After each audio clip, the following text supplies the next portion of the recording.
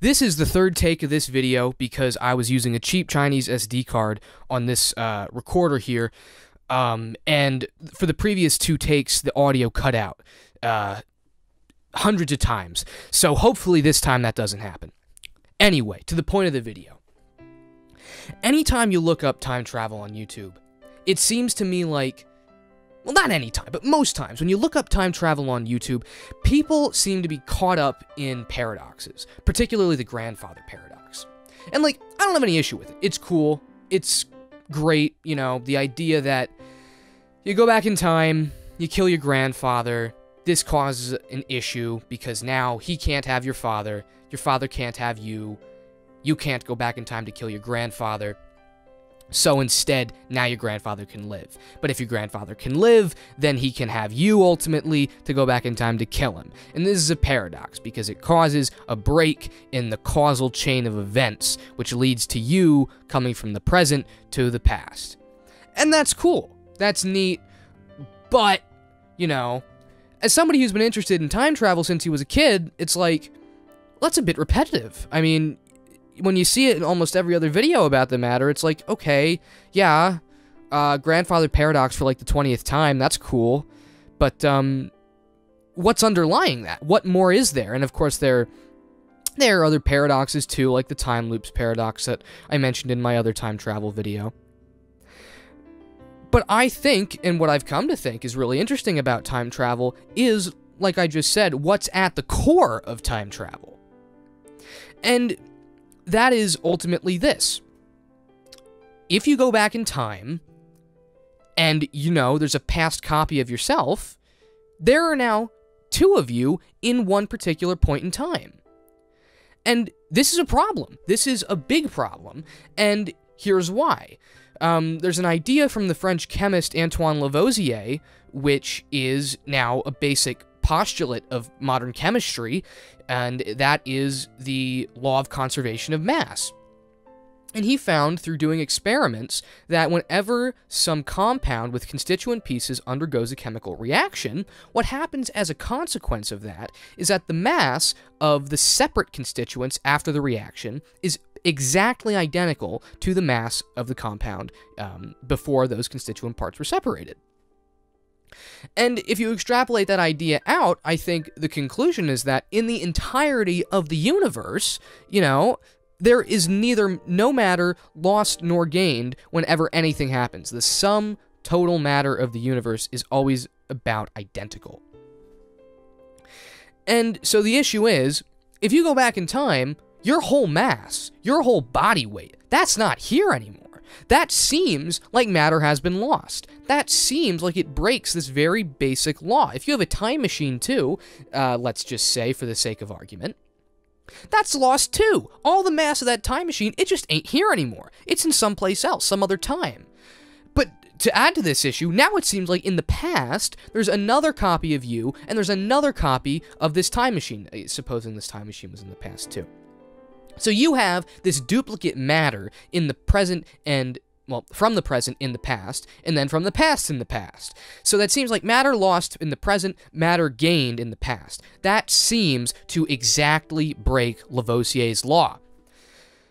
And to be honest, I really don't know what you do about that. I think, and the only thing that I've really thought of, is that what happens is, as a consequence of this, it has to be that all time is simultaneously occurring.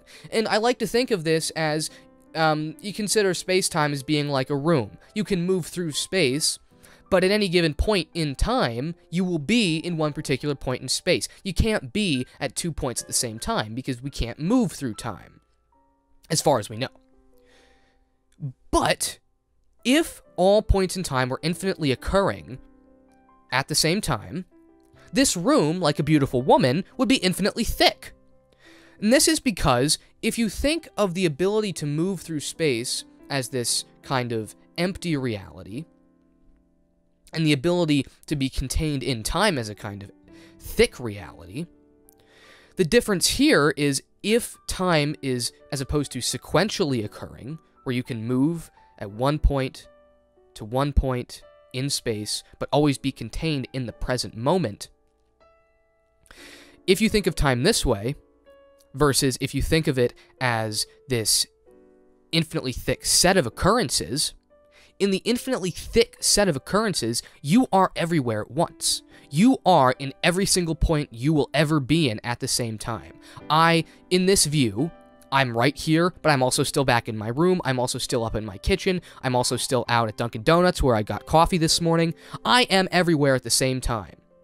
And as a consequence of this, it seems as though, and this I think would explain why, you can't really move through time without some kind of device to do so, because everything is happening at once. This is why we're bound to the present moment, because there's an infinite set of us in each and every moment.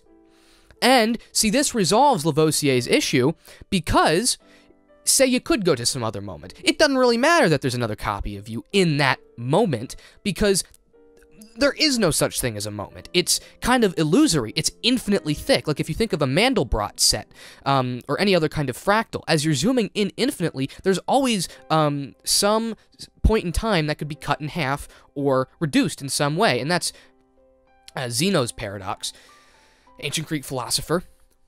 But as a consequence of this, you could move to any point in time, and there really wouldn't be a copy of you at all, because the you that was originally in that point in time, and the you that has moved from the present point in time, are still kind of like parallel. You haven't really moved from your point in time, because that point is simultaneous with all other points. They all are occurring at the same time. So if you take the original idea of all of space needing to contain the same matter, now we have all of time needing to contain the same matter. And so what happens is you kind of now have a deterministic view of space-time, because you have a necessary relationship between all actions and events which can happen. If I hit record on this camera, at this very moment, I am still hitting record. At this very moment, I have just opened this camera recording.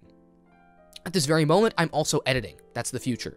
It's all happening at the same time, and as a result of that, each particular point is contingent on every other point. And then that's, again, Indra's net, like I said in the time loops video.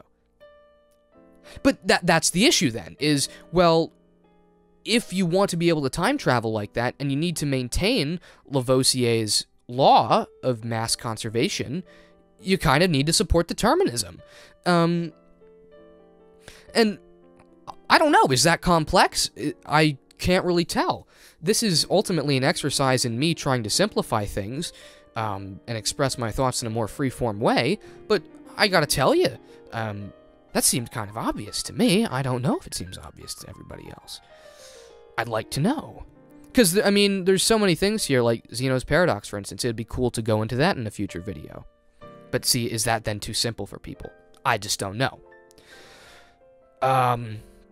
If you liked this video, tell me. If you didn't, tell me. Leave a like, and I will see you in the next one.